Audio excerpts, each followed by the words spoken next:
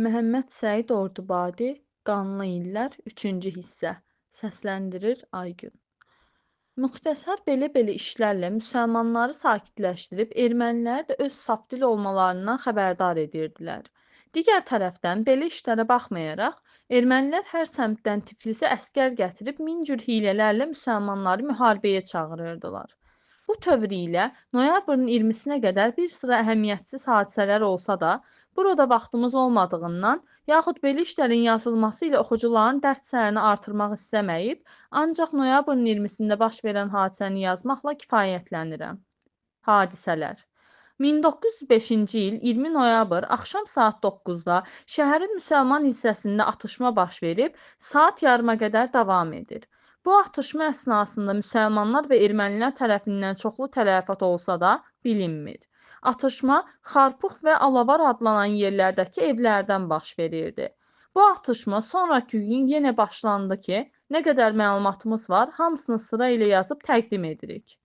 1905-ci ilin 21 noyabr xəbərləri. Bu gün təzədən hər tərəfdə erməni-müsəlman arasında atışma baş verib, çox şiddətlə davam edildi. 6-7, bəzən 5 və 8-ci sahələrdə tam şiddətlə müharibə başlanıb, müsəlmanlardan ermənilərə və ermənilərdən müsəlmanlara aramsız olaraq tüfəng və tapançadan atəşlər açılırdı. Şiddətli atışma günortaya qədər davam etdi. Fəqət tərəflər açıq sürətdə bir-birinə hücum etməyib, ancaq sığınacaqlar arxasından nişana alırdılar. Atışmanın səbəbi və hansı tərəfdən başladığı bir kəsə məlum və aydın deyildi. Saat 12-yə yaxın dəstələr Qalavinski prospektində yerləşən Kursinin və Nikolayevski küçəsində Ter Sarkisovun silah mağazalarını sındırıb, içində olan bütün silahları qarət etdilər. Bu vaxt qoşun gəldi. Atışma sakit olar olmaz, sülh və barışıq üzrə komissiya üzvləri ilə bərabər şəhər rəisi, hər iki millətin ruhaniləri və savadlı arif adamları Alavara gedib həm erməni, həm də müsəlman cəmaatını sakit etməyə başladılar. Müsəlmanlar ermənilərdən şikayət edib, ən əvvəl müsəlmanlara Alavardan güllə atıldığını bəyan etdilər. Ermənilər isə müsəlman tərəfindən atılmış deyə şikayət etməkdə idilər. Hər iki tərəfdə sınmış şüşələrin və atılmış güllələrin nişanələri qalırdı. Gündüz saat 3-də dəmir yol işçiləri tətil edib sülh üçün mitinq keçirdilər. Mitinqin təfsilatı 1905-ci ilin 21 noyabrında gündüz saat 3-də dəmir yol işçiləri tətil edib, Sosial Demokrat Partiyası rəhbərliyi ilə ağ bayraqlar qaldırıb, Naxalovkadan Ağçal küçəsinə, müsəlman hissəsinə tərəf rəvan oldular. Onların məqsədi iki milləti barışdırmaq idi. Kütlə Voronsovun abidə və heykəlinin yanında general-mayor Rılski tərəfindən dayandırıldı. Bu mitinq və hərəkətin nəticələrini fikirləşərək dağılmalarını tövsiyə etdi. Bununla bərabər, bu böyük kütlə öz müqəddəs niyyətlərini birəbir deməkdən ötürü Qafqaz canişini Voronskov-Daşkov həzrətlərindən izin istədilər. Cənab canişin isə izin verib, müqəddəs niyyətli ictimai hərəkat iştirakçılarını şad etdi. Bundan sonra dəstələr hərəkətə başlayıb, Voronsov meydanından Soldat bazarına və erməni bazarları ilə Şeytan bazara, Qarpız meydanına tərəf yollandılar. Bu dəstələrin qabağında Tiflis qubernatoru Rauş Fonterk-Aunberg gedirdi.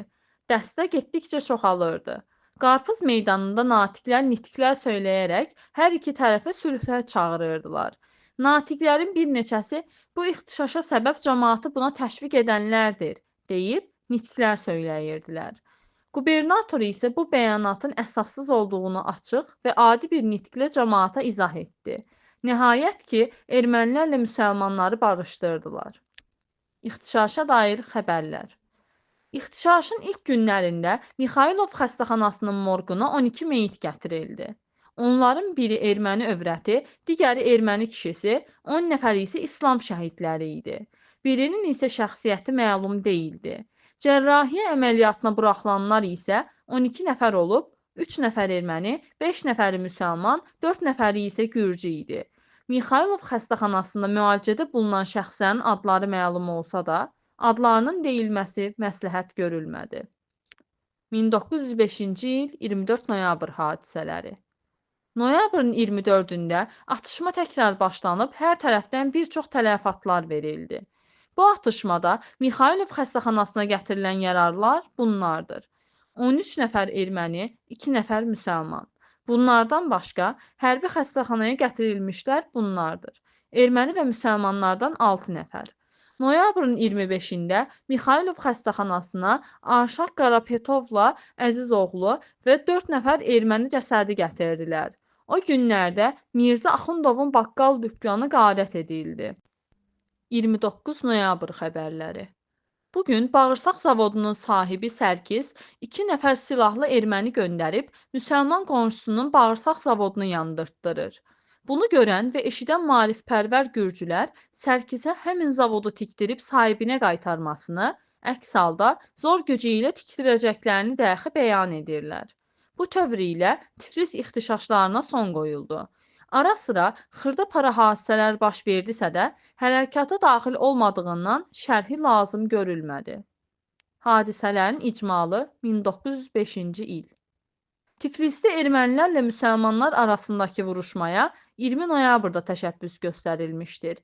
Müharibənin səbəbi bizə məlum deyilsə də, ermənilərin məqsədi hər tərəfdən Tiflisə yığılıb, müsəlmanların qüvvələrini əksik görüb onları pərişan etmək istəmələridir. Müharibə zamanı bir neçə erməni mağazaları qarət olundu. Müsəlmandan isə Sərkis adlı erməninin təhriki ilə bir bağırsaq zavodu yandırılıb, bir baqqal dükkanı qarət edildi. Müharibə şəhərin 6-7, bəzən 5-8-ci sahələrində baş verib, bir çox atışmadan sonra erməniləri son dərəcə zəif saldı. Demək ki, müharibə noyabrın 20-sindən başlayıb 29-una kimi davam etdi. Bu müharibələrdə 24 nəfər erməni qətl olunmuş və bir bu qədər də yaralanmışdır. Müsəlmanlardan isə 15 qətl və yaralı olmuşdur. Sosial Demokrat Partiyası tərəfindən sülh bərpa olunub, müharibəyə son qoyulmuşdur. Noyabrın 28-də başlamış erməni-müsəlman hadisələri. Qazax uyezdi.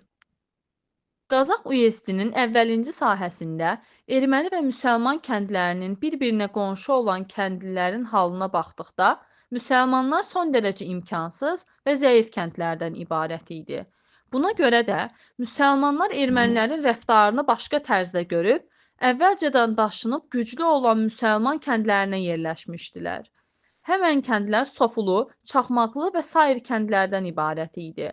Köçmüş İslam kəndlərinin yurdlarını sahibsiz görmüş erməni qonşular, yuxarıda adları çəkilən kəndləri talan və yağma edərək yandırıb, kəndlərin mühafizəsinə qoyulmuş bir neçə adamı da qətl və əsir alırlar. Bu ağrılı xəbəri almış İslam köylüləri dəxi tab gətirməyərək, cəmaatı köçmüş Pipis adlı erməni kəndini yandırırlar. Bu hadisələr ardınca 1906-cı il yanvarın 22-sinə təsadüf edən Qurban bayramında Qızılhacılı cəmaatı bayram namazının ədası ilə qurban kəsdikləri vaxt erməni dəstələri tökülüb, kəndi gülləbaran etməklə 2 İslamı qətil, bir qoca əlil İslamı, 2 həddi buluğa çatmamış qızı anaları ilə birlikdə əsir alıb, kəndi də yandırıb talan edirlər. İslamlar bu halı görüncə bayram mərasimini buraxıb başqa kəndlərə qaçırlar. Atışma sədasına Dəmirçilər kəndinə səyahət getmiş İsrafil bəy Nuri bəy yanında da yarısı odlanmış kəndin imdadına gəlməklə erməniləri tüfəng atəşi ilə qaçmağa məcbur edirlər. Ermənilərin qonşuluq və vətəndaşlıq hüququna riayətsizliyini eşidən müsəlmanlarda biraz intibah əmələ gəlir, hər tərəfdən müsəlman könüllü əsgərləri hücuma keçib Əskipara adlı kənddə böyük müharibəyə başlayırlar. Bu müharibədə müsəlmanlardan 4 nəfər qətl olunur. Ermənilər daxi 80 nəfər tələfat verib, bir çox cəbbəxana və hərbi ləvazimatlarını qoyub qaçmağa məcbur olurlar. Əskipara müharibəsinə başçılıq edən İslam atlıları gündüz müharibə edir, gecələr isə müsəlmanları balaca kəndlərdən böyük İslam kəndlərinə köçürürdülər. Bu dəfə köçən kəndlər Əskipara, Ayrım, Fərəhli, Bağanis və sairlərdir. Bu ayda daxi elə bir hadisə olmayıb, ancaq Karvansara ermənilərinin təcavüzlərini yatırtmaq üçün gedən 30 Kazak dəstəsinə sursat verilməyərək geri qaytarılır. Bu səbəbdən yanvarın 31-də polkovnik və yanında olan bir neçə Kazak dəstəsi Karvansaraya yollanır. Bu aralıqda daxi Zəyən mahalında erməni-müsəlman vuruşması elan edildi. Belə ki, Çardaqlı adlı erməni kəndinin sakinləri müsəlman kəndlərini hücum etdikləri vaxt aralıqda yerləşən İrmaşlı və Ayıblı müsəlman kəndlərinin mühafizə dəstələrinə rast gələrək böyük müharibə başlanır. Qonşuluqda bulunan İslam kəndlərindən mühafizəçilər köməyə gəldikdə, erməni dəstələri davam gətirməyib qaçmağa üz qoyurlar. Müsəlmanlardan bir nəfər öldürülür və 11 baş at oğurlanır. Ermənilər isə bir çox tələfat verdikdən sonra 15 nəfərin meyidini müharibə meydanında qoyub qaçırlar. Qazax uyezdində bir çox kəndlər dağılıb yansa da, indiyə qədər məşhur olan 12 kənddir. Əlibəyli, Haccalı, Kazımlı, Köhnəqışlaq, Yaradullu, Həqbəli, Sofulu, Cəfərli, Çaxmaqlı, Qızılhacılı, Xeyrimli, Bağani sayırım. Qazax uyezdində 3 dəfə müharibə olmuşdur. Birisi Əlibəyli davası ki, ermənilərin tələfatı barədə məlumat yoxdur. Müsəlmanlardan da tələfat olmayıbdır. Ancaq sakitlik üçün gəlmiş kazakların 2 nəfərini ermənilər öldürmüşdülər. İkincisi Tatlı müharibəsidir. Bu müharibə bütün günü davam edir və 2 nəfər müsəlmanın həlaki ilə başa çatır. Ermənilərin tələfatı isə 50 nəfərə kimi təxmin edilirdi. Üçüncü Əskipara müharibəsidir ki, onda müsəlmanların tələfatı 4 nəfər, ermənilərin tələfatı 80 nəfərə yaxındır. Bu üç müharibədən sonra Qazax uyezdi hökumət qüvvəsi tərəfindən nəzarət altına alınır və bir növ sakitlik yaranır. Fevral ayının 5-ci günü Qazaxda dükanlar və evlər qoşun tərəfindən axtarıldıqda, Kazaklar və Draqunlar müsəlmanlara çox böyük zərər vururlar. Belə ki, bir evi təftiş üçün 50 nəfər saldat girib, hər nə tövür olursa olsun, əllərinə keçən evlə əmlakını oğurlamaqla planlarını həyata keçirirlər. Saldat ayağı düşmüş evlərdə sınmamış lampa və bu kimi əşyalar qalmamışdı. Qazaxda və ətrafında olan müsəlmanların hərbi yaraqlarını nəkvar yığıb, onları bıçağa belə həsrət qoyurdular. Ermənilər isə bu vaxta kimi nə tüfəng, nə də top vermişdilər. Qazax uyezdinin hadisələri barədə əlimdə bir sıra məlumat vardır. Fəqət, ən əvvəl bu hadisələri hansı tərəfin cəmaatı başladığını lazımi qaydada məlum edilmədiyindən aşağıda yazılmış məktubun dərcini lüzumlu gördüm. Erməni-müsəlman hadisələri hər tərəfdə baş verdikcə, Qazax müsəlmanları daim qonşuları ilə sülh və sazişə gəlmək arzusunda idilər. Ermənilər isə zahirən sülh tərəfdarı olsalar da, gizlində paçka ilə tüfəng və sair hərbi silah tədarük edirdilər. Ermənilərin belə hərəkətləri müsəlmanları bəzi fikirlərə saldı. Bir tərəfdən də erməni dükançıları öz dükanlarında olan mallarını dağ kəndlərinə və müdafiəsi möhkəm olan Dilican və Kərvansara tərəfə aparmaqda idilər. İslamların bu cür ağır günlərində Şəmsəddin pristavı erməni Mesrop bəy bir neçə İslam libasında olan ermənilərlə gəlib Qazaxa çatdıqda tüfənglərinə patron qoyub yaxına gedən müsəlmanları atmağa başlayırlar. Müsəlmanlar da təbii ki, onların atəşinə cavab verməklə bir qədər atışma olur. Bir azdan sonra Mesrop və atlılar qaçırlar. Bu qayda ilə Qazaxda ədavətin əsasını qoyurlar. Odur ki, yuxarıda deyilən 3 böyük müharibəyə meydan verilib, ermənilərə nə qədər can və müsəlmanlara da çoxlu mal zərəri yetişir. Əlimə yetişən məlumatlar müsəlmanların işdən kənar olmaları və xəbərsizliyi səbəbindən bu qədər xəsarətlərə düşəcəklərinə tam bir sübut ola bilir. Belə ki, müharibədən əvvəl ermənilərin Tatlı kəndinin rəisi Arsen Arsenov və Keşniş Kniqor, Yaradullu Kərbəlayı Novruz Məhəmmədoğlu və başqalarının evinə gəlib, müsəlmanları xam salmaqdan ötürü sülh və barışıqdan söz açıb, hər yerdə müharibə olsa da biz bu çayda müharibəyə başlamayaq, deyib yalançı mehribançılıqlar edirdilər. Müsəlmanlar isə belə sözlərə inanmaqla öz istirahətlərində idilər. Bunlara sübut üçün Qazax tərəfindən 600 nəfər müsəlman könüllü atlısı ermənilərin hərbi mərkəzi olan Tatlı kəndini dağıtmağa getdikdə müsəlmanlar Qurani Şərifi qabağa çıxarıb bizim qonşulara rəhm eyləyin deməklərini nəzərə qoymaq olar. Ermənilərin dəxi fitnəkarlıq üçün 4 gün həmən hadisədən sonra Yaradullu kəndinə gəlib Bax, biz sizlə dost olduğumuz üçün xəbər veririk. Əgər istəyirsiniz salamat qalasınız, bu gecə bu kəndlərdən yığışıb gedin. Axırda başqa yerlərdən gəlmiş ermənilərin sizə zərəri yetişər. Sözlərini sübut kimi demək olar. Belə sifarişlərdən sonra İslamlar gecə daşınıb İslam kəndlərini dolmuşdular. Sabah həmən dost ermənilər Yaradullu kəndinin arabaçılarının qabağını kəsib 5 nəfəri öldürür, 9 nəfərini isə əsir aparırlar. Müsəlmanların 9 vaqona qədər arpa və buğdasını yollarda qarət edib kəndlərini bütünlüklə yandırırlar. Bu müharibənin ən dəhşətlisi Qaraqoyunlu müharibəsidir ki, ermənilər 300-ə qədər tələfat verib, daha hərbə girişməyə qüvvələri qalmamışdı. Bunu da deməliyik ki, bu müharibələrdə müsəlmanların əlində hərbi silah lazımi miqdarında olsaydı, Qazax mahalında ermənilərin yalnız məğlub adları qalacaqdı. Qazax üyesində erməniləri xoşbəxt edən bir nöqtə varsa, o da hökumət və polis qulluqçularının əksəriyyətlə erməni olmasıdır. Belə ki, müharibə vaxtında neçə dəfə strajniklər tüfənglərini götürüb və ya satıb öz evlərinə getmişdilər. Onlardan biri Sevan Tumanovdur. Atalı kəndinin sakini Bəşir adlının 15 nəfərə kimi qoşunlarını qırıb 805 malını aparması da məşhurdur. Belə ki, həmən strajniklər qayıdıb yenə öz xidmət yerlərinə qulluq etməkdə idilər. Qeyd. Qafqaz müsəlmanlarının belə qəflətləri müqabilində ermənilərin istiqlaliyyət xəyalına qurban olduqlarını görüncə, 1898-ci ildə Krit müsəlmanlarının vəziyyəti adamın gözü önündə canlanır. Kritlilərin Zavski, Axladina, Vuri, Nasiya, Balyupçi kəndlərinin hadisələri necə müthiş isə, Qafqazda İslam köylərinin də halı eləcədir. Ah, qərib müsəlman! Hadisələrin icmalı. Qazax üyezdinin hadisələri 1905-ci ilin 29 noyabrında başlanıb. Müsəlmanlar müasir işlərdən xəbərsiz olduqlarına görə böyük xəsarətlər gördülər.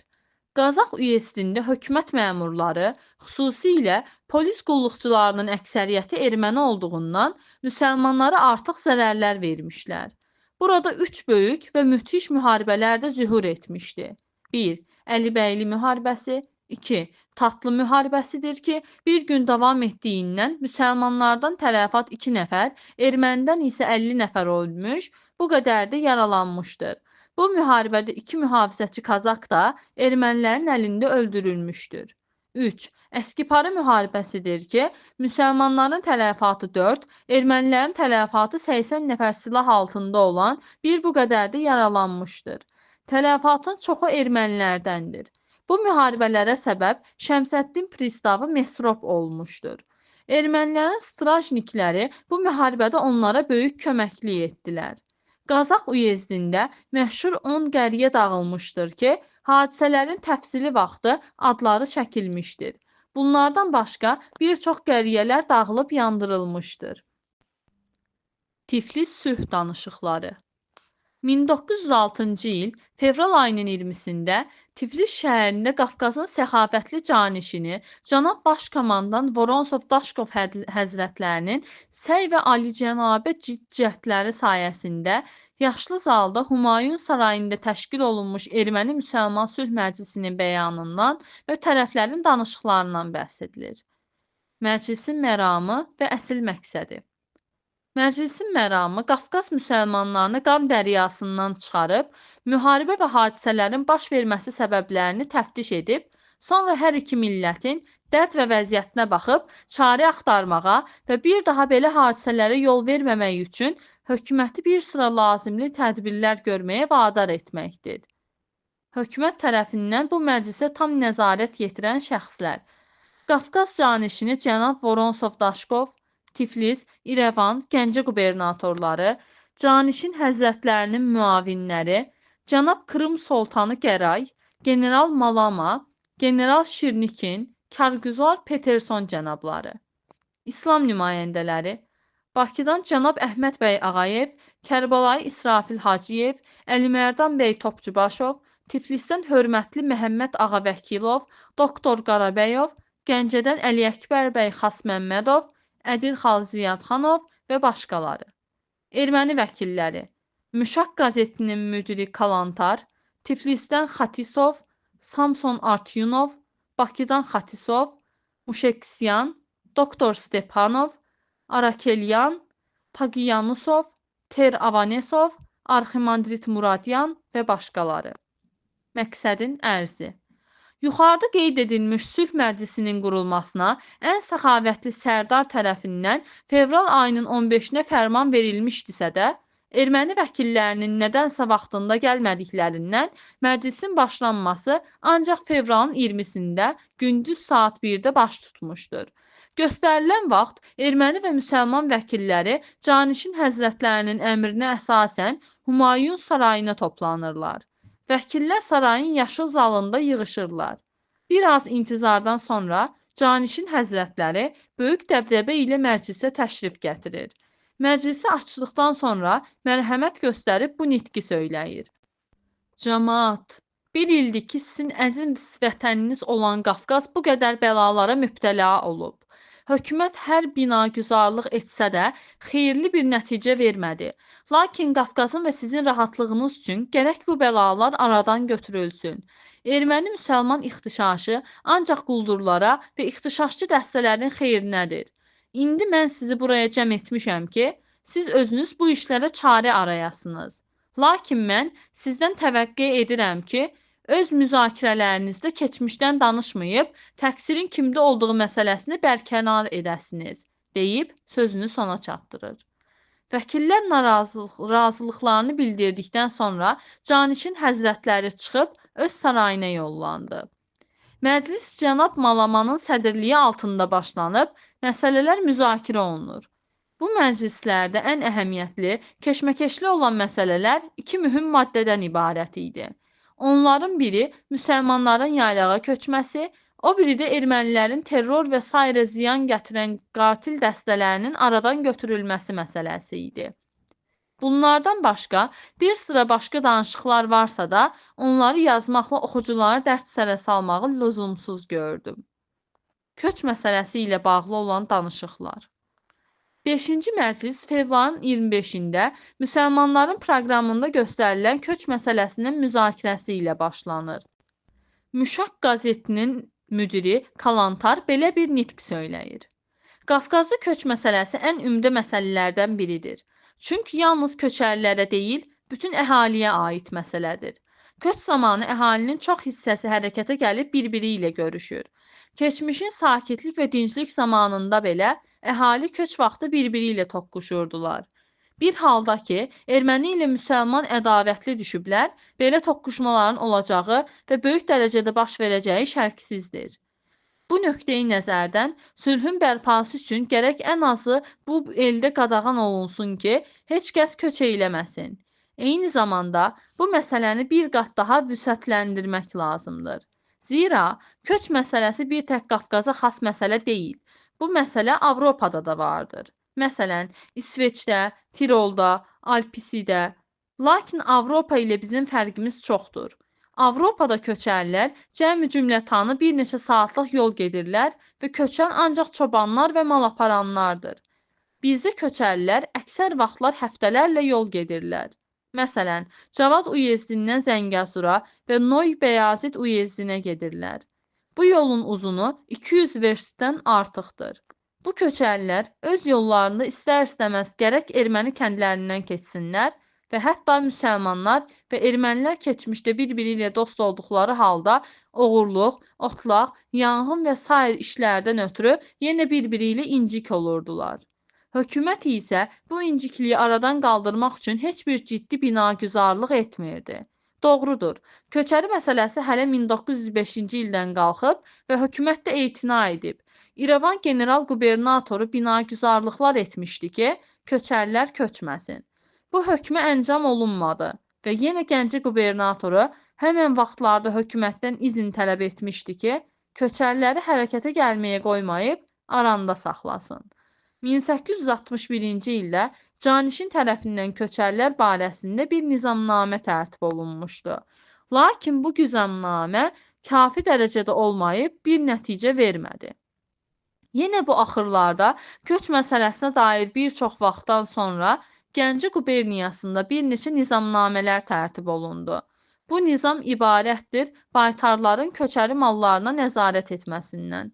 Baytarlar köçərilərlə çox pis rəftar edirdilər. Məqsəd də köçəriləri köçmədən bezdirməkdən idi. Lakin alınmadı və indi də köç edirlər. Bu tədbirlərin nəticə verməmələrinə səbəb o oldu ki, əsl tədbir əmələ gəlmədi. Lazım idi ki, əvvəl cəmaət qışlaqda bir cür olaydı ki, cəmaət orada güzəran edəydi və bu barədə hökumət heç bir tədbir görmədi. Osmanlı dövləti öz köçəriləri üçün daha çox binagüzarlıqlar edib, nəinki Rus dövləti. Osmanlıda 1841-ci ildə dövlət tərəfindən tədbirlər olub, Kürd cəmaatını yavaş-yavaş köç məsələsindən əl çəkdirirlər. Köçərlilik öz-özündə insanın çox alçaq və səfil dərəcədə olmağına dəlalət edər. Ancaq qeyri-mədəni tayfalar köçəri olurlar. Müsəlmanların köçəri olması bütün Qafqaz əhalisinə zərərdir. Gərək çalışa ki, onlar bu tövrdililikdən əl çəksinlər və oturaq olub kənd təsərrüfatı və sənətlə məşğul olsunlar. Hal-hazırda müsəlmanların özlərində bu işə meyil görünür. Bəzi yerlərdəki pambıq və düyü əkirlər, əhali yavaş-yavaş oturaq olur, çox yerlərdə ancaq adətə görə köçməkdədirlər. Bir halətdə ki, köçməyə ehtiyac əsla qalmayıbdır, lazımdır ki, dövlət və hökumət tərəflərindən kömək və binagüzarlıqlar edib köçəriləri oturaq etsinlər. Əks təqdirdə Qafqazın mədəniyyətcə tərəqqi etməsi müşküldür. Bu ilə gəldikdə, labüdən hökumət köç etməyi qadağan etsin. Lazımdır ki, düşmənçilik edən bu iki milləti ayırıb, arasına mane olmaq ki, bir qədər bir-birlərini görməyib bu ədavəti yaddan çıxartsınlar. Yoxsa ki, toqquşma olar. Biz bu sözləri ermənilərin xatirəsi üçün söyləməyib, müsəlmanların da xeyrinə danışırıq. Xırda uşaqları ilə, mallarla köç edən cəmaat dağlarda naçar və məəttəl qalırlar. Hərgah bir iş düşsə, heç bir şey əllərindən gəlməz. Biz erməni vəkilləri sülhün xatirəsi üçün təvəqqe edirik. Təcili olaraq bu il köç məsələsi dayandırılsın. Müəllif tərəfindən. Cənab Kalantarın belə bir tərəfanə və münsifانə danışmasını görüb, oxucuların daha da bu yazıçının qəlbindən baxəbər olmaları üçün bir neçə söz əlavə edirəm. Cənab Kalantarın köç məsələsini dayandırmağa çalışdığı hamıya məlumdur. Zira erməni kəndləri hər quberniyada dağların meşəlik və yaylağa yaxın yerlərindən düşüb suların təmizini içməkdədirlər. Müsəlmanların halına gəldikdə, hər yerdə düzlərdə və alçaq yerlərdədirlər.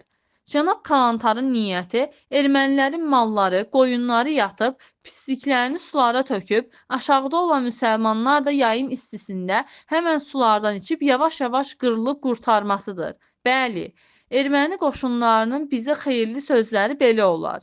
Sonra cənab Kalantar köç məsələsində Osmanlı hökumətini ortaya çəkib biraz tərif edir. Əlbəttə, cənab redaktorun haqqı da vardır. Zira Osmanlıda 1844-cü ildə olan köç məsələsi yenə də erməni təhrikindən başqa bir şey deyil. Sonra cənab Kalantar sözünün axırında bu iki millətin bir-birindən ayrılmalarını tövsiyə edir. Cənab redaktor bu fikrində cənab Bahadurovla yəqin ki, şərikdir. Necə ki, bu iki millətin bir-birindən ayrılmaları barədə Cavanşir və sair hadisələrin təsvirində kifayət qədər məlumat vermişik. Cənab Kalantara Əhməd bəy Ağayevin cavabı. Cənab Kalantarın buyurduqları cəmaata dair elmin ki, ibrət olsun ictimai və millət tərəqqisi elmlərindən təlim etdiyi həqiqətlərə tamamilə ziddir. Dünyada bütün insanlar öz tərəqqilərində 3 mərhələdən keçirlər. Əvvəlinci mərhələ ov mərhələsidir ki, insanlar ov ilə məişət edirlər. İkinci mərhələ köçərlilik və mal bəsləmək dərəcəsidir. Üçüncü mərhələ mədənilik, yəni şəhərdə sakit olub sənət və əkinçiliklə güzəran keçirməkdir. Bu 3 mərhələni keçmək bütün tayfalar üçün çarəsizdir. Heç bir iş, heç bir fərman ilə insanları bu mərhələlərin birisindən o birisinə birdən-birə aparmaq olmaz. Gərək zaman keçdikcə və zəmanənin tələbi ilə özləri bu mərhələləri təbdil etsinlər. Bu ümumi və təbii bir qaydadır. Əks halda, Hökumətin və dövlətin köçərliləri mədəni etmək və ya mədəniləri köçəri etmək cəhdi ona bənzər ki, hökumət və dövlət şimaldan əsən küləyi qərbə döndərmək fikrinə düşər. Milyonlarca adam süd, pendir, ət, yun və bu kimi heyvan məhsullatı ilə dolanır. Bunlara birdən-birə köç etmədən əl çək, buyuran cənab Kalantar bunlar nə yeyib dolansınlar məsələsini əsla düşünmür. Görünür ki, cənab Kalantar bu qədər müsəlmanı bir neçə dağ ermənisinin xatirinə acından öldürməyə hazırdır. Köç olmasın demək asandır, yol, məişət göstərmək çətindir. Heç cənab Kalantar bu köçərlərin arasında olubmu? O görübdürmü ki, yay fəsli olanda bütün canlı heyvanlar, insanlar, inək və qoyunlar hamısı ağızlarını dağ səmtinə tutub mələyirlər? Hamını qəribə bir vəziyyət alıb şüursuz olaraq dağ tərəfinə aparır. Bu cəhalətin önünü almaq insanın qüvvət və gücündən yuxarı bir şeydir. Qışlaqlar cəhənnəmə dönür, sular, çaylar quruyur, ot kökündən kəsilir, milyonlarca həşarat baş qaldırıb hər yerdə bir qanlı şey görürsə, ilan kimi çalırlar. Malyariya adlanan qızdırma malları və insanlara təfavüt etmədən sirayət edib canlarını alır. Cənab Kalantar köçərliləri bu bəlalara düçarmı etmək istəyir? Belə isə əcəb rəhimdir, əcəb insaniyyətpərvərlikdir. Əvvəl gərək bu qışlaqların fikrinə düşmək, əvvəl gərək hökumət su gətirib ağac, meşə yetirib, belə işlər vasitəsilə abadlıq edə, sonra köçərlilərə təklif edər ki, köçmək qadağandır. Yoxsa ki, quru fərman heç bir nəticə verməz və köçərlilər heç bir nəticə vermədikdə köçəcəklər. Çünki hər bir fərman, hər bir hökm ki, təbiət qanunlarından xaric olan insanların ömrünü, dolanacağını zayə edər, puç və əmələ gəlməyən bir fərmandır. İndi yay fəslində bu cür cəhənnəmə dönən qışlaqlar qədimdən abad və gözəl vilayətlər idi. Bu vilayətlərin o vaxt abad olması dövlətinin əhali barəsində gördüyü qayğıdan idi. Hökumət bu vilayətlərdə kəhristlər vasitəsilə sular gətirib vilayəti abad etmiş idi və xalq da mədəni olub ticarət və sənət, əkinçiliklə yaşayırdılar. İndi isə hökumət əsla bu yerlərə etina etməyir, əsla bir iş görməyir ki, bu yerləri sakin olmağa yararlı etsin. Buralarda ancaq köçəri olmaq olar. Hökumətin nə haqqı və nə ixtiyarı var ki, birdən-birə hökmədəki köçməyin. Belə nəvara fərmana heç kəs itaət edənməz. Və bu cür hökmə biz müsəlmanlar günahsız və müqəssir olmayan tayfaya edilən bir böyük tənbih kimi baxırıq. Ermənilərə xoş gəlmək üçün. Bu da əsla sülhə yardım edə bilməz. Söz bura yetişəndə cənab Əhməd bəyin başı gicəllənib oturur yerə, onu aparırlar sarayın bir otağına, biraz keçdikdən sonra özünə gəlib məclisə daxil olur. Cənab Əhməd bəy halətsiz olduqda Qarabəy Qarabəyev cənabları nitqə davam edir. Lazım olan bəyanatı cənab Əhməd bəy Ağayev verdi. Mən ancaq onu əlavə edərəm ki, köçərliyi qadağan etməzdən əvvəl gərək hökumət qışlaqları o hala gətirsin ki, yay fəsli oralarda dolanmaq mümkün olsun.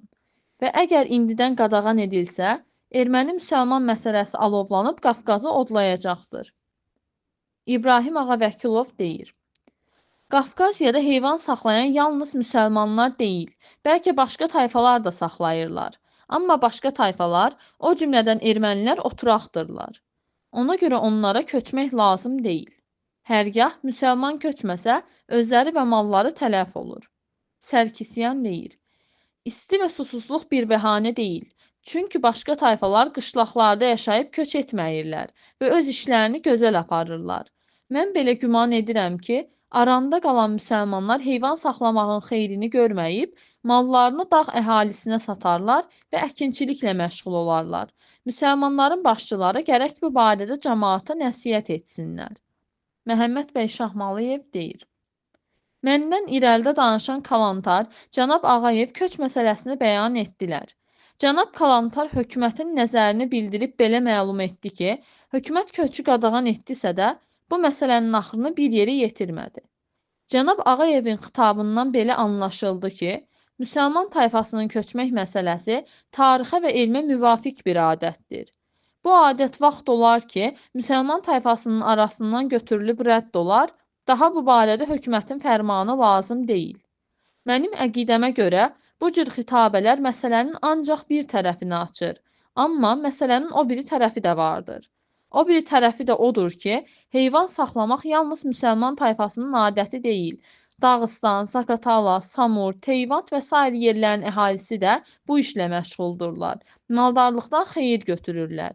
Nəinki bu yerlərin əhalisi, bəlkə onların qonşuları da palas və sair əşya toxuyurlar. O halda çörəkdən düşəcəklər və hazırki hal əhalinin diriliyinə baisdir. Bəs mənim təvəqqəm məclisdən budur ki, köçmənin asan olması ətrafında danışılsın, nəinki qadağan olunması barədə. Şəksiz, köç vaxtı bu iki millətin bir-biri ilə toqquşması mümkündür. Ona görə də biz və hökumət gərək elə danışaq ki, öhdəmizə verilmiş vəzifəni başa çatdıraq. Hacıyev deyir. Biz buraya yığılmamışıq ki, gözəl natiqlik qabiliyyəti ilə nitq söyləyib İsveçrə, yəni ki, Avropanı göstərib onların idarə üsulunu nəzərə çəkək. Əlbəttə, Avropa kimi olmaq yaxşıdır. Amma bizim təklifimiz müvafiq qərarlar göstərməkdədir. Budur, bir aydan sonra köç vaxtı olacaq. Biz gərək məsələni açmağa çalışaq və bir fikir çəkək. Məclisin sədri general Malamanın müraciəti budur. Ağalar, belə görürəm ki, mətləb bu qərar ilə danışılsa, biz çox sözlər eşidəcəyik. Amma xahiş edirəm ki, qərardadlar məlum olsun. Peterson deyir, cənab canişinin bu məsələyə xüsusi diqqəti var. Ancaq bu məclisdə danışılan sözlər məhz nəzəri məna daşıyır, nəinki əməli. Malamanın köç məsələsinə dair son sözü isə budur. Köç məsələsini pozmaq əsla mümkün deyil. Bir millət ki, bir sənətə adət edib, onu təbii adətdən ancaq təcridlə başqa sənətə vadar etmək lazımdır. Bundan sonra Ziyadxanov, Topçubaşov ən axırda işin keçməyini görüb Xatisov, Avetisov birlikdə xitab etdilər. Sonda general Malama bu qətnaməni oxuyub məclisə yekun vurdu. Əvvəla, bu il köçəri əhalinin köçməsinə mane olmasınlar və ikincisi, iki məclis təşkil edib, birincisi, bu ilki köç məsələsini, digəri gələcək üçün bu məsələni müzakirə etsin. Bu qərar ilə ki, köçəri cəmaət yavaş-yavaş oturaq həyata keçsinlər. Məclis burada sona yetib, müsəlmanların köç məsələsinə mane olmağa daha imkan qalmayır.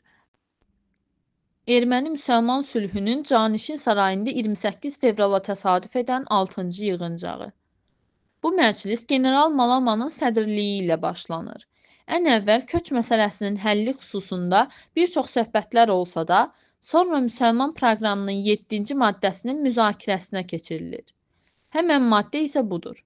Gərək elə şərait yaradılsın ki, qulluqçu öz vəzifəsini ifa edərkən heç kəsdən qorxmayıb rahatlıqla iş görsün. General Malama deyir, kim istəyir bu barədə danışsın?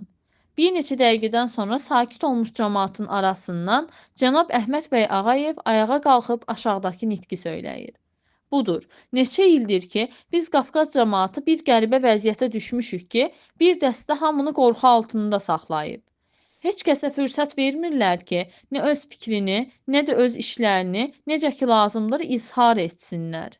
Cəmaat işinə müdaxilə edən şəxslər və qulluqçular həmişə qorxu içərisindədirlər. Əgər bir kəs cürət edib öz fikrini açıq-açığa danışsa və yəni ki, bir qulluqçu cürət edib öz inkişafına görə iş görsə, həmən saat möhürlü kağızlar gəlib qətl fərmanı yetişər. Belə dolanmaq olmaz. Buna bir axır qoymaq gərəkdir. Qulluqçulardan və sahib mənsəblərdən bəziləri o qədər alçaq, o qədər rəzil oldular ki, bu qorxu kağızlarından vahimə edib insaflarından və ixtiyarlarından keçirlər. Və qorxu kağızlarını mülahisə edib, kağızları göndərən tərəfə meyl edib, müqabil tərəfə bilə-bilə ədalətsizlik və amansızlıq edirlər. Əgər işlər belə gedərsə, əsla dolanmaq olmaz. Bu hərəkətlərə terror deyib, beləcə təmizə çıxarırlar. Lakin terrora müəyyən dərəcəyə qədər dözmək olar. Bir dövlətə ki, danışmağa və yazmağa izin vermirlər, insanları zülm və zorakılıqdan azad edib, insaniyyətə xidmət etmək qəsdi ilə qəddarlar və zalımlar əleyhinə terror mümkündür. Lakin terror bu dərəcəyə keçdikdə səbir ediləsi və dözüləsi deyil. bir adamı, bir qulluqçunu öz millətinə xidmət etməyə və ya insafına görə iş görməkdən qorxudub vicdansızlığa, ədalətsizliyə dəvət edən terror davam edərsə, bizim vilayətdə nə azadlıq, nə hürriyyət, nə ədalət, nə də bərabərlik əmələ gələ bilər. Hal-hazırda qulluqçuların çoxu, bəlkə də hamısı boyunlarını alçaqcasına terror dəstələrinin qabağında əyib, ancaq onlara xoş gələn işlər tutub bu tərəfə hər cür cövür, zülm, sitəm, sonsuz cəfa etməkdədir. Biz müsəlmanlar bu halətdə davam etməyəcəyik və aşkar deyirik ki, hərgah işlər elə gedərsə, nə qədər Qafqazda bir belə terror dəstələri hökm edərsə, asayiş və təhlükəsizlik bərpa olunmayacaqdır.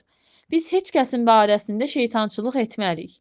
Ancaq sülhün xatirəsi üçün məclisin diqqətini bu nöqtəyə cəlb edərik və deyərik ki, Qafqazda olan mənsəb sahibləri və hakimlərin çoxu erməni terrorundan qorxub ədalət və insaf ilə iş görmürlər.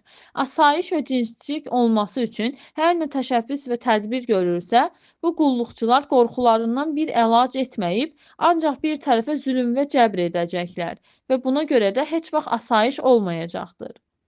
Canişin dəftərxanasının müdiri Peterson deyir: "İndi belə sözlərin yeri deyil. Burada gərək bu məsələ əsla müzakirə olunmasın." Ermənilər şiddətə əl çalırlar. Əhməd bəy Ağayev deyir: "Cənab Peterson əfv etsin. Bu məclis elə bu cür sözlərin yeridir. Bizi bura çağırıblar ki, öz dərdlərimizi, mülahizələrimizi açıq-açığa deyib, saf sadiqanə danışaq. Bəlkə bu bəzilərinə xoş gəlmir. Bu xoş gəlməməyin bizə əsla dəxli yoxdur və bizim məsələni müzakirə etməkdə əsas qəsdimiz odur ki, həmən o mənsəb sahibləri ki, öz adlarını, öz insaf və vicdanlarını, mərdanəliklərini yaddan çıxarıb, qorxu kağızının vahiməsindən başlarını itaət astanasına qoyublar, onların əməllərini, rəzalətlərini, alçaqlıqlarını bütün Rusiyaya məlum və aşkar edək. Bəlkə bundan sonra qulluqçular özlərinə gəlib kişiliklərini aşkar etsinlər." Kərbəlayı İsrafil Hacıyev deyir: "Bilmirəm, bu nə istisnalardır ki, erməni millətinə məxsusdur? Xristian olub Rus ilə həm millət olmaları, mədəni və dövlətli olmaqları bəs deyil, gərək bir terrorları da olsun. Bizim də terrorlarımız ola bilər. Biz də Mauzer tüfəngləri saxlayıb bomba ata bilərik. Biz də ermənilərdən yaxşı mənsəb sahiblərini, qubernatorları da öldürə bilərik. Lakin biz bunların heç birisini etmirik. Çünki bu bir rəzil və alçaq, səltənətə layiq olmayan işlərdir. Bu məsələni müzakirə etməkdən qəsdimiz ancaq hökuməti vadar etməkdir ki, öz vəzifəsini, öz işini, öz ədalətini qorxusuz, vahiməsiz, layiqincə yerinə yetirsin. Əgər elə etməsə, biz də terrora keçməyə məcbur olarıq." Bu danışıqlarda iştirak edən Əhməd bəy Ağayevin, Kərbəlayı İsrafil Hacıyevin terror, yəni cəmaət işində vəzifədar olan adamları, dövlət qulluqçularını və mənsəb sahiblərini nəhayət dərəcədə ölüm kağızları ilə vahiməyə salmaq büsatından danışdıqları cəmaata çox təsir etdi. Erməni vəkilləri də həm-həm etməyə başladılar. Nurdar qəzetinin müdiri İspandaryan belə deyir: "Biz ermənilər gedirik. Biz burada qalıb belə danoslara qulaq asa bilmərik." Kərbəlayı İsrafil Hacıyev deyir: "Gedirsiniz gedin, sizə yalvaran yoxdur." Tağıyanasov belə deyir: "Xeyr, xeyr, mən yoldaşım İspandaryanla razı deyiləm. Gərək biz burada qalıb müsəlman yoldaşlarımızın dediklərini eşidək. Biz də onlar kimi istəmirik ki, bizim vilayətdə terror olsun və hökumət kişiləri bu terrorun qorxusundan ədalət və insafdan keçib bir kəsə və ya bir tərəfə cəza və zülm etsinlər. Lakin təvəqqe edirəm ki, müsəlmanlar sözü elə desinlər ki, biz anlayaq." Şahmalıyev deyir: "Siz ermənilər görürsünüz ki, biz buraya hökuməti mədh və tərif demək üçün gəlməmişik. Biz açıq deməyə gəlmişik ki, dövlət adamları terrordan qorxub erməni tərəfini müdafiə edirlər. Belə vəziyyətdə səbir və davam etmək olmaz. Bundan əlavə, belə işlər bizim də cəmaatı xarab edir. Bizim də cəmaatımız bu fikirdədir ki, hökumət və dövlət kişilərini qorxu və hədə ilə vahiməyə salsınlar, bəlkə bundan sonra onlar insafla iş görsünlər. Biz bunu deməyi borc bilirik ki, nə qədər terror var, sülh mümkün deyil." Artyunutov isə belə deyir: "Biz buraya sülhdən ötürü cəm olmuşuq və müsəlmanların bu məsələsini qaldırmaları sülhə əsla kömək eləməz. Harda və nə vaxt hökumət adamları terrordan qorxub müsəlmanlara cəbr ediblər? Öz tərəfimdən mən elə bir iş görməmişəm. Biz gərək burada danosçuluq etməyək. Biz jandarm deyilik. Jandarmlar özgə yerlərdədir. Buna görə gərək bu məsələ barəsində əsla danışıq olmasın. Əlimərdan bəy Topçubaşov belə deyir. Biz gözlərimizi bağlayıb kör ola bilmərik. Bizi bu məsələni qaldırmağa vəziyyətimiz vadar edir.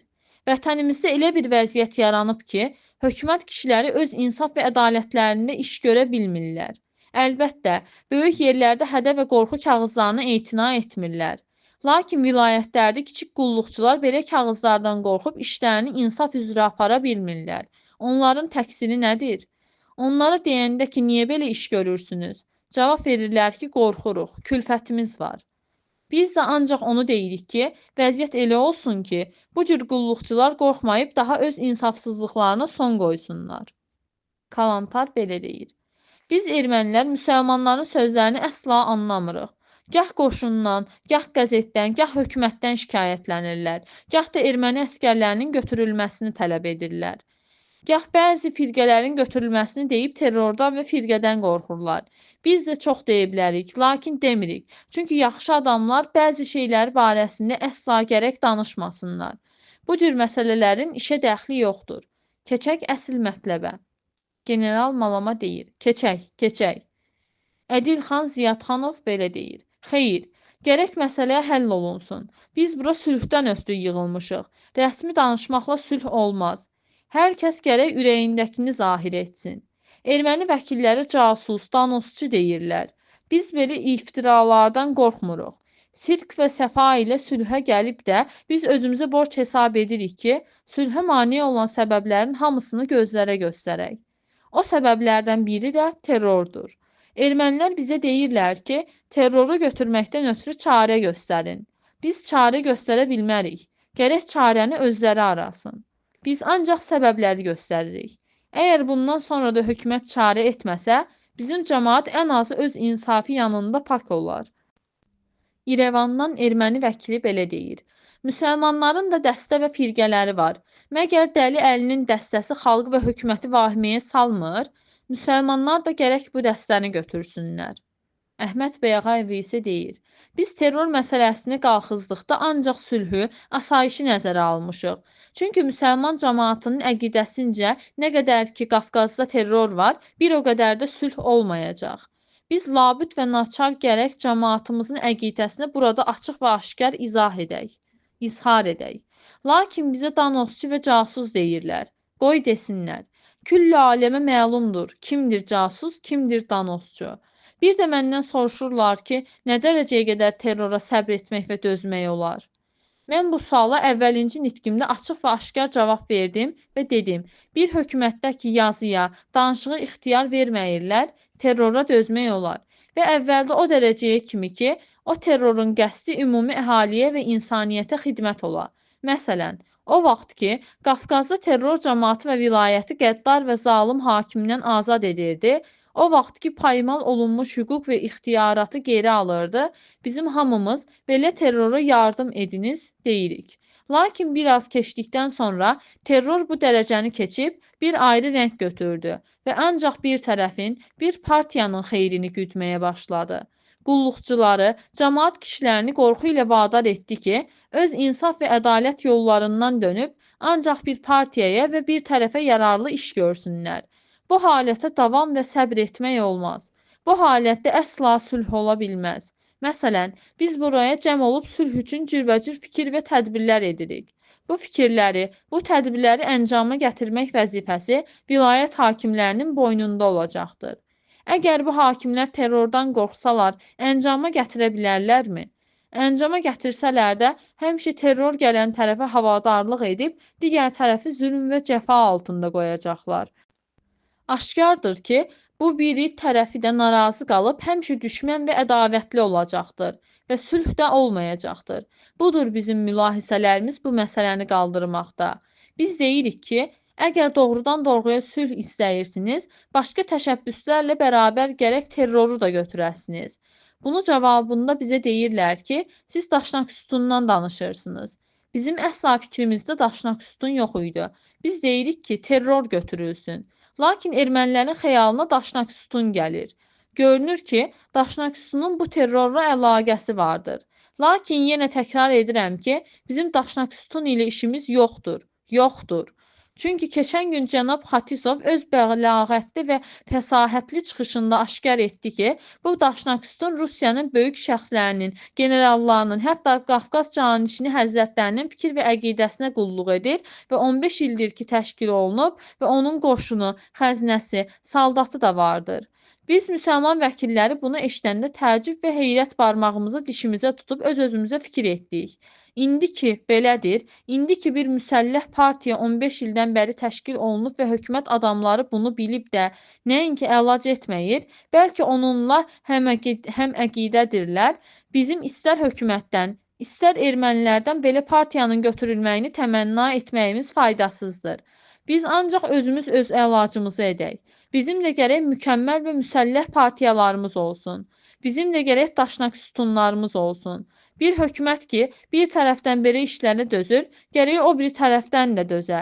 Yoxsa ki, hərc-mərc olar. General Malama isə deyir, xeyr, xeyr, dövlət ciddi olaraq qət edib ki, belə partiyaların istər daşnaq sütun, istər sair partiya olsun, aradan götürülməsi üçün ciddi tədbirlər görülsün və həmən partiyanın hamısı puç olacaqdır. Müsəlman vəkilləri deyir, afərin, afərin. Kərbəlayı İsrafil Hacıyev isə belə deyir. Biz istəyirik ki, hökumət bizə açıq desin ki, gərək mümkündürmü bir səltənətdə başqa bir səltənət də olsun? Mümkünmüdür tabi bir tayfa özü üçün partiyalar yaradıb qoşun hazır etsin? Deyirlər ki, Fransada, İngiltərədə belə dəstələr vardır. Əgər Rusiyada da mümkün isə, bizə də xəbər versinlər və biz çıxaq gedək. Çünki biz bacara bilmərik. Bir tərəfdən də başqa bir tayfanın fərmanına, hökmünə itaət edək. Əgər iş belə isə, desinlər biz də çarə arayaq. Artyunov isə belə deyir. Müsəlman vəkillərinin rəftarına nəzər yetirirəm. Bizə hücum edib mütəhhim edirlər. Biz isə müdafiə mövqeyində durmuşuq. Ədilxan Ziyadxanov isə belə deyir. Biz heç kəsə hücum etmirik. Biz ancaq sülhü düşünüb doğru və açıq danışırıq. General Malama deyir, müzakirə bəsdir. Terror barəsində belə qətnamə edək ki, hökumət ciddi təşəbbüs edib terroru aradan götürsün və müsəlləh partiyaları dağıdılsın. Məclis bu qətnaməni səs çoxluğu ilə qəbul etdi. Əlavə. Ermənilərin bu məclisi yığılmaqda məqsədləri sülh olmayıb, bəlkə hökumət məmurlarının yanında müsəlmanları sözlə məğlub edib, onlardan böyük xəsarətlər tələb etmək xəyalında idilər. Belə ki, General Malamanın hüzurunda xəsarətdən ötürü ermənilər çox səs-küy saldılar. Necə ki, Xatisov, Artyunov, Arakelyan 8-ci məclisdə zərər barəsində bir çox nitqlər söylədilər. Hökumət isə belə işin daha açıq ermənilərin bu xam xəyallarının mümkün olmadığını bilib dəfələrlə biz keçmişə əl vurmaq istəmirik söyləmişdilər. Ermənilərin sülh məclisi haqqında olan xəyalları və müsəlmanlar haqqında olan təşəbbüsləri barəsində yazılan məqalələrdən bir hissə. 1906-cı il 12 fevral tarixində Tiflisdə erməni dilində buraxılan Araç qəzetinin 2-ci nömrəsində dərc olunmuş bir məqaləni yuxarıda adları çəkilən ermənilərin sülh məclisinə başqa bir təmənna ilə gəlmələrini sübut kimi verirəm. Budur həmin məqalə. İctimai sülh və sünni müsəlmanlar. Belə bir ildir ki, erməni-müsəlman qeyd-lüqallıları davam edir, kəndləri, şəhərləri yandırıb viran edirlər. Kişilər, övrətlər və çoluq-çocuqlar qırılırlar, acından ölürlər. Bir sağ vilayət, 3-4 Gembol quberniya yanıb cəhənnəmə bənzəyir. Bu yerlərdə qanlı tufanlar gah böyük, gah xırda viran edici cərəyanlarını cari etməkdədir və indiyədək heç kəs bilməyir ki, bu işlərin sonu haçan olacaq. Qanı tökən, xanimanlar viran edən qurğu haçan dayanacaq? Bizim əziz vətənimizi cəhənnəmə döndərən qeyd-lüqalları haçan sakit edəcəklər? Bu qanlı həqiqətləri, naləni biz çox tez-tez eşidirik. Barışıq, barışıq. Bu barışığı əmələ gətirən və gətirmək üçün hər iki düşmən öz ruhanilərinin və nəciblərinin çalışmağı ilə yığınacaqlar keçirib, sülh komissiyaları yaradır və nida edirlər, çağırırlar, öpüşürlər. Lakin barışıq öpüşü çaxnaşma öpüşü olur. Təzədən tufan qopur. Təzədən silahların sədası gəlir. Günahsız şəhidlərin nalə və qışqırığı, qanlı hadisələr öz cərəyanları ilə yeni-yeni ərazilərdə yayılmaqda, bu kənddən o kəndə, bu şəhərdən o şəhərə keçməkdə davam edir. Bunlardan sonra indi Qafqaz canişininin sərəncamı ilə təzədən komissiya yaradılır. Bu təfavüt ilə ki, bu komissiya çox böyük və ümumqafqaza dair olacaq.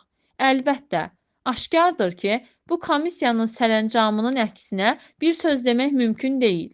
Amma bu vaxtı komissiyanı əmələ gətirən yollar dəyişir və əvəz olur. O vaxt hər bir gözəl bina bütün nişanəsini və binasını itirir. Bütün nişanələrdən və ətrafları tutan şərtlərdən görünür ki, bu gözlənən komissiyanın indiyədək olmuş komissiyalar ilə heç bir fərqi olmayacaqdır. Ələlxüsus ki, müsəlmanlar tərəfindən bu komissiyada yalnız müsəlman cəmaət tərəfindən seçilmiş adamlar deyil, bəlkə şanlı başçılar, bəylər, xanlar, ağalar və pansillamist ideoloqlar da iştirak edəcəklər. O şəxslər ki, onların qoçaqlığı və çalışmağı ilə müsəlman hücumları baş verdi. Bunların hamısından əlavə, bu məsələnin bir başqa səbəbi, bir əks tərəfi də vardır ki, hərgah dərindən fikir etsək, nəticəsi çox zərərli olar. Komissiyada ermənilərin və şiə müsəlmanların vəkillərindən savayı sünni müsəlmanların da vəkilləri iştirak edəcəklər. Komissiyanın bu tövr təşkil olunmasının əksinə biz protest edirik və axı nə səbəbə ibtidadan təftiş olunmalı məsələyə elə bir forma verilibdir ki, güya erməni-müsəlman ixtişaşları əsl milli və dini düşmənçilikdən əmələ gəlib və ümum Rusiya hərəkətlərinin bir hissəsi hesab olunmayır və güya bu ixtişaşların nəticəsi yalnız ermənilər ilə müsəlmanlara təsir edir, nəinki ümum Qafqaza. Erməni-müsəlman hadisəsi baş verən torpaqlar inqilaba hərəkət edən Rusiyanın qoltuğunda bir müvəqqəti vandəti təşkil ediblər və vandəti sakit etmək üçün bütün tayfaların vəkillərini çox ixtiyarları ilə şuraya yığmaq mümkün idi. Nəinki bir-birinə düşmən olanların və ha belə böyük tayfaların, rusların və gürcülərin vəkilləri komissiyada iştirak etməyirlər. Bundan sonra bir sual da qabağa gəlir. Bu sünni müsəlmanlara nə üçün, nə səbəbə əziyyət olunur? Hərgah zənn edirlər ki, onlar da şiələr ilə bahəm, necə ki Məhəmmədlilər ermənilərlə düşməndirlər, bu zənn binasından səhvdir. Çünki sünni müsəlmanlar demək olar ki, həmişə və hər yerdə bitərəfanə qalıb, şiələrin talançı hücumlarında iştirak etməyiblər. Bəzi vaxtlar işə qarışıblarsa da, onu da insaniyyət və ədalət hisslərinin səbəbini ediblər. Hərgah zənn edirlər ki, ermənilər bütün Qafqaz müsəlmanlarının əleyhinə davalar qaldırırlar, bu zənn də səhvdir və həqiqətdən uzaqdır. Ermənilər 100 illərlə qəlbində düşmənçilik məqsədi saxlamayıb, müsəlman xalqı ilə dirilik aparıbdır və indi də onlar ürək ağrısı ilə öz qonşularına yaraq qaldırırlar. O da məhz özlərini mühafizə etmək üçün. Ermənilər nəinki sünnilərlə, bəlkə şiələrin də sakitləri ilə dava etməyirlər və etmək də istəməyirlər. Dava edən erməni qüvvələri Daşnaksutyun adlı inqilabçı erməni partiyasının bayrağı altında həmişə mötəbər barışıq üçün səy ediblər. Hər yerdə sözlə və işlə tayfaların mehriban olduğuna dair məqsədlərini təbliğ ediblər. Bunların hamısından sonra böyük bir ədalətsizlikdir ki, erməni vəkilləri qarşısında gətirib sünni müsəlmanları şiələrlə bərabər əyləşdirirlər. Hərgah onlar iştirak edəcəklər, necə ki, sülh verən münsiflər, o vaxt lazımdır ki, onlarla bir yerdə balaca qonşularımız, ruslar, gürcülər də olsunlar. Xeyr, hərgah onların iştirak etmələrinin o məsələ ilə əlaqəsi var ki, onlar da necə ki, Məhəmmədi əleyhissalamlar ermənilərə düşməndirlər, o vaxt bu ehtimal necə ki, yuxarıda dedik, əsassızdır və düz deyil. Hərgah müsəlmanların intriqarları həmişəki qaydaları ilə komissiyanı bərhəm etməsələr, erməni vəkillərinə lazımdır ki, komissiyanın birinci məclisində bu böyük müxəlləfatı nəzər və etibarla alıb işıqlandırsınlar. Ağrılı qatar hadisələri 1906-cı ilin 29 iyulunda Zəngəzurun 5-ci sahəsində baş vermiş Qatan kəndinin faciələrindən bəhs edir. Xüsusi məktublardan iqtibas olunmuşdur. İntibah yaxud ibtida. Necə ki, Oxçu Şəbadək hadisələrinin əvvəllərində bu barədə geniş məlumat verilmişdir, yenə təkrar olaraq bir neçə kəlmə yazmağı lazım bilirəm. Məlum olar ki, ermənilərin 5-ci sahəyə malik olmaları üçün erməni xəfiyyə cəmiyyəti bir çox arzularda bulunurdular. Məsələn, İrəvandan Naxçıvana qədər yol üstə yerləşən İslam kəndlərini dağıtmaqla İrəvan ermənilərini Naxçıvanda hazır olan əsgəri qüvvələrlə birləşdirmək, Naxçıvandan Zəngəzura kimi yol boyunda olan köyləri dağıdıb, Zəngəzur könüllüləri ilə Naxçıvandakı əsgəri qüvvələri birləşdirmək kimi alçaq xəyallar. Buna görə əvvəl 5-ci sahənin açarı misalında olan Oxçu Şəbadək kəndlərini dağıtmaq üçün Şuşada məğlubiyyətə uğrayıb, Cavanşir və Cəbrayılı dağılmış əsgərləri qüvvəni bərpa edib, mis mədənləri ilə məşhur Qatar kəndi yaxınlığındakı Barabatum, Çəkədək adlı erməni kəndlərinə yığılıb toplanmağa başlamışdılar. Bu əsgər yığımından erməni xəfiyyə cəmiyyətinin əsl məqsədi Qatarda yaşayan müsəlmanların mənəvi qüvvələrini pozub, Oxçu Şəbadək faciələrində bulunmağa imkan verməmək idi. Halbuki, bu təşəbbüsləri iqdam etməkdən ötürü Mirzə Aran bəy adlı ermənini bu ətrafda yığılmış qüvvəyə başçılıq və komanda edib təşəbbüsə addım atması qəti əmri verilmişdi. Aran bəyin təşəbbüsü 1906-cı il 29 iyulda Mirzə Aran bəyin fitvası ilə Ulğu elminin Nücəba və bəyzadələrindən olan Qaraçəmən kəndinin sakini möhtərəm Camal bəyin xidmətçisi Səfəryar bəyi alış-veriş bəhanəsi ilə mədən bazarına dəvət edirlər. Zavallı Səfyar bəy xəbərsiz olduğundan silahsız atına minərək mədən bazarına gələrkən Mərdər bağlarında pusqu etmiş daşnaqsütun qatilləri tərəfindən vəhşicəsinə öldürülür. Bu xəbər yayılar yayılmaz ətraf müsəlmanları hücum edib mədən bazarına bir erməni öldürüb, bir boş mis mədənini də yandırırlar. Bu gürültular bir an içində Qafan dəstəsinin bir-birinə yaxın olan kəndlərinə vəlvələ salıb, hər tərəfdən erməni könüllüləri və erməni hərbi dəstələri hərəkət edib, mədəndəki İslam dükkan bazarını odlayıb, yarım milyona qədər zərər vururlar. Malları qarət olunan məzlum Ordubad tacirləri Qatar kəndinə qaçırlar. O yerin faciəsi baş verdikdə, fərari halında Oxçu Şəbadək enişlərinə gəlib çatan 6 nəfərdən ibarət bir fərari dəstəsi ermənilər əlində qətl olunurlar. İyul ayının 29-da Mədən bazarı dağıldıqdan sonra Karxana adlı kənd ermənilər tərəfindən nişana alınıb, atəş ilə döyülməyə başlandı. Karxana xəbərləri Mədən bazarı dağıldıqdan sonra 1906-cı il iyulun 29-da saat 12 radələrində Karxana kəndinə hücum edilir. Hər tərəfdən kəndi atəşə tuturlar. Karxana müsəlmanları ən fağır, ən kasıb və bu səbəbdən də ən tez atan silahları olmadığından kəndi bir neçə dəqiqə mühafizə etsələr də, ermənilərin hər dəfədə 5000 tüfəngdən açılan atəşini tab gətirməyərək dağ-daşa, kolluqlara dağılmağa məcbur oldular. Erməni cəmaatı daş diblərindən, kol aralarından müsəlmanları bir-bir tapıb əsir alır, yəni ki, qətlə yetirirdilər. Bu vaxt bir daşın arxasında 30-a qədər övrət uşaq və bir neçə silahını əldən vermiş kişi tayfası gizlənmişdilər. Bu pünhan olmuş övrətlərin arasında Pakizə xanım adlanan cavan bir övrətin Tahir adlı Ordubadlı sahibi müharibədə vəfat etmişdi. Döşündə Firuzə adlı südəmər bir qızı varmış. Məsum qız açılan güllələrin sədasından anasının döşündən dartınıb qorxudan qeyri-ixtiyari ağlamaqda idi. Bu çocuğun ağlamaq sədasını ermənilər eşidib, gəlib hamısını həlak edərlər ehtimalı ilə çocuğu orada olan kişilər ağlaya-ağlaya anasının qucağından alıb qətl etməklə səsini kəsirlər. Karxana kəndindən bir o qədər can salamat qurtarmamışdır. 5 kəndin dağılması Karxana cəmaatının bütünlüklə qətlindən sonra ermənilər həmən gün saat 3 radələrində aşağıda yazılmış kəndləri dağıtdılar. Dağılan kəndlər hərbi hazır olmadıqlarından kəndi müharibəsiz boşaltmışdılar. Dağılan kəndlərimiz Lov, Xələc, Saldaşlı, İncəvar, Daşnov kəndlərindən ibarətdir. Bu kəndlərin sağ qalan müsəlmanları Qatar kəndinə pənah gətirdilər. Ermənilər onları təqib edib kəndi nişana aldılar. Qatar İslamları cəngavər olduqlarından həmən gün ermənilərə sığınacaqlardan çıxmağa əsla meydan verilmədi. Qatar müharibəsi Avqust ayının 1-də saat 12 radələrində ermənilər hər tərəfdən Qatar kəndini mühasirəyə alıb atəşə tuturlar. Bu halda Miravoy Posrednik, Pristav Sakharov və bir neçə strajnik kənd içində hazır imişdilər. Atışma hər saat şiddət edirdi. Şiddətli atəş vaxtı pristavın yanında olan Cəlil adlı bir ləzgi strajniki "Cənab pristav, sizdə heç rəhim mürüvvət yoxdurmu? Siz baxırsınız, İslamları gülləbaran edirlər.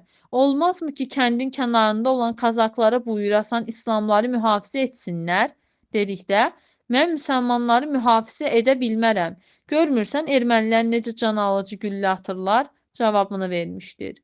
Ermənilər hər tərəfdən kəndi müharibə ilə viran etmək istəsələr də, İslamların qüvvəsindən xəbərdar olmadıqlarından cürət edib kəndə yaxınlaşa bilmirdilər. O səbəbdən Pristav Sakharov ilə götür-qoy edib müsəlmanların qüvvəsini öyrənmək üçün Sakharovun razılıq və məsləhəti ilə 50 nəfər kazak və uryadnik göndərilir. Kazaklar kənd içinə varıb İslamları əksəriyyətlə silahlı görüb, "Siz evinizdə rahat oturunuz. Ermənilərin güllələrinə qətiyyən cavab verməyiniz. Əlbəttə, hökumət özü sonradan onları tənbih edib cəzalandıracaqdır" deməklə onları aldatmışdılar. Kazak əskərləri kəndin hər tərəfinə yayılıb, İslamların qüvvəsini öyrəndikdən sonra Sakharovun yanına qayıtdılar. Kazaklar gedən vaxt Qatar kəndində dolmuş bəzi köçəri qəbilələrin rəisi Qatardan hökumət mühafizəsi ilə öz tayfasını götürüb qaçmasını Sakharova sifariş etsə də nəzərə alınmayıb. Sakharovun əqidəsincə Qatarda qalıb qətl olunmaları məqsədə müvafiq görünür. Kazaklar kənddə olan hazırlığı ermənilərə xəbər verəndən sonra hər tərəfdən şiddətli hücuma başlanılır. Bu hücumlarda Pristav Sakharov Miravoy Posredniki götürüb Kazak dəstələri ilə Barabatum adlanan erməni kəndinə çəkilir. Pristav kəndin bir yüksək təpəsinə çıxıb durbinlə hərb meydanını gözdən keçirən zaman "Pəhbəh, ermənilər nə gözəl yürüyüş edirlər" söylədiyi zaman yanında olan süvaridən eşidilmişdir. Əvvəlinci hücumlarda müsəlmanlar belə dəhşətli müharibələri görmədiklərindən müdafiəyə az-az iqdam etdilər. Digər tərəfdən erməni dəstələrində olan say çoxluğu müsəlmanları hər halda dəhşətə və qorxuya salırdı.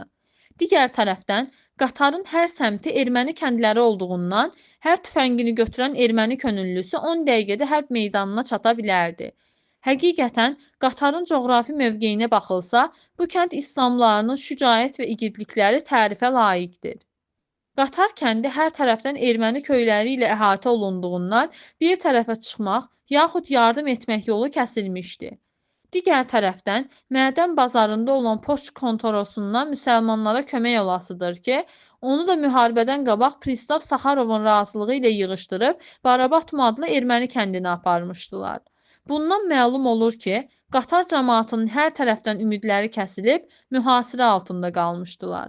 Qatar kəndində 9 gün bu növ ilə şiddətli atışma oldusa da, müsəlmanların rəşadət və şücaətləri sayəsində ermənilər kəndin işğalına müvəffəq ola bilmədilər.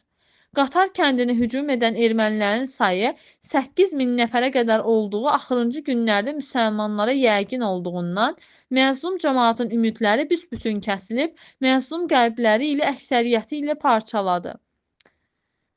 Bu halı mülahizə edən cəmaat bir parça kağız yazdırıb, qasidə 25 rubl verməklə Zəngilanın nücəba və bəylərindən yardım istəsələr də, "Bizdən sizə kömək olmaz, başınıza çarə qılınız" kimi boş cavabını alınca İslamların ruh düşüklüyü biraz da artır.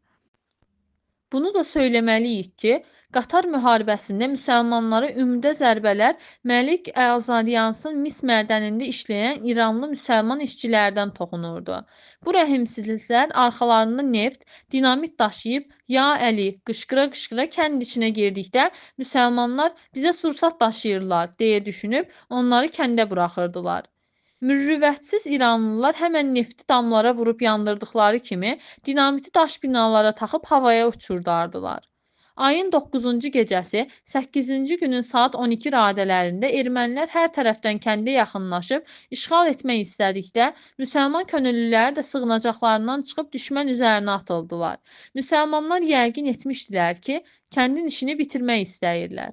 Ona görə də ölümlərini yəqin edən İslam cavanları "Sipər dalınca ölüncə düşmən qabağında ölmək yaxşıdır" deyib ürəkdən müharibəyə qoşulur, hər dəqiqə sığınacaqdan çıxıb erməniləri püskürdürdülər.